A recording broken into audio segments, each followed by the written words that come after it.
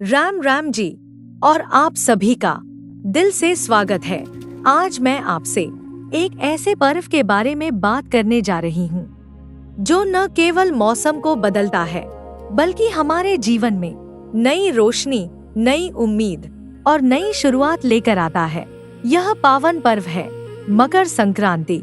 मकर संक्रांति भारतीय संस्कृति का एक अत्यंत महत्वपूर्ण त्योहार है। यह वह दिन होता है जब सूर्य देव धनु राशि से निकलकर मकर राशि में प्रवेश करते हैं। इसी परिवर्तन के कारण इस पर्व को मकर संक्रांति कहा जाता है। लेकिन मकर संक्रांति सिर्फ एक तिथि नहीं है, यह एक संकेत है कि अब अंधकार कम होगा और प्रकाश बढ़ेगा। इस दिन से सूर्य उत्तर दिशा की ओर गति करने लगते हैं, जिसे उत्तरायण कहा जाता है। उत्तरायण का अर्थ है आगे बढ़ना, ऊपर उठना और जीवन में सकारात्मक दिशा की ओर बढ़ना। हमारे शास्त्रों में कहा गया है कि उत्तरायण का समय देवताओं का दिन माना जाता है। इसलिए इस दिन किया गया दान, जप, तप और पुण्य अत्यंत फलदायी होता है। मकर संक्रांति हमें यह याद दिलाती है कि जीवन में परिवर्तन अनिवार्य है। जैसे सूर्य अपनी दिशा बदलता है, वैसे ही हमें भी अपने जीवन की दिशा को सकारात्मक बनाना चाहिए। भारत के अलग अलग हिस्सों में मकर संक्रांति अलग अलग नामों से मनाई जाती है। उत्तर भारत में इसे मकर संक्रांति कहा जाता है। पंजाब में यह पर्व लोहड़ी के रूप में मनाया जाता है। दक्षिण भारत में इसे पोंगल कहा जाता है और गुजरात में यह उत्तरायण के नाम से बहुत उत्साह के साथ मनाया जाता है। नाम अलग हो सकते हैं, लेकिन भावना एक ही होती है, खुशियां मनाना, परिश्रम का सम्मान करना और प्रकृति को धन्यवाद देना। इस दिन तिल और गुड़ से बने व्यंजन विशेष रूप से बनाए जाते हैं।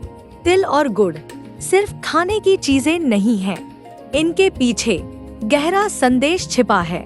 तिल हमें सिखाता है कि जीवन की कठिन परिस्थितियों में भी मजबूत कैसे बने रहें, और गुड़ हमें सिखाता है कि हर परिस्थिति में अपने शब्दों और व्यवहार में मिठास बनाए रखें। इसीलिए कहा जाता है तिल गुड़ खाओ और मीठा मीठा बोलो। मकर संक्रांति का एक और खूबसूरत दृश्य होता है आसमान में उड़ती रंग बिरंगी पतंगे। जब हम पतंग उड़ाते हैं तो वह हमें सिखाती है, हमें यह याद दिलाती है कि जीवन में संयम और संतुलन कभी नहीं छोड़ना चाहिए। अगर डोर ढीली हो जाती है तो पतंग गिर जाती है, अगर डोर कस जाए तो पतंग कट जाती है।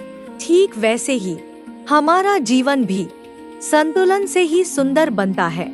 मकर संक्रांति किसानों के लिए भी एक विशेष पर्व है। यह समय होता है नई फसल के आने का, मेहनत का फल पाने का।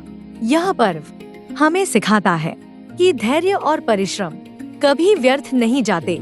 आज के दिन लोग एक दूसरे के घर जाते हैं, शुभकामनाएं देते हैं और पुराने गिले शिकवे भुलाकर नए रिश्तों की शुरुआत करते हैं। यही तो है मकर संक्रांति की असली भावना। तो आइए इस मकर संक्रांति पर हम भी अपने जीवन में एक नई शुरुआत करें। अपने मन से नकारात्मक सोच को हटाएं, ईर्ष्या, क्रोध और अहंकार को छोड़ें और प्रेम, करुणा और सकारात्मकता को अपनाएं। सूर्य देव की तरह खुद को भी प्रकाश फैलाने वाला बनाएं। इसी शुभकामना के साथ आप सभी को मकर संक्रांति की ढेर सारी शुभकामनाएं।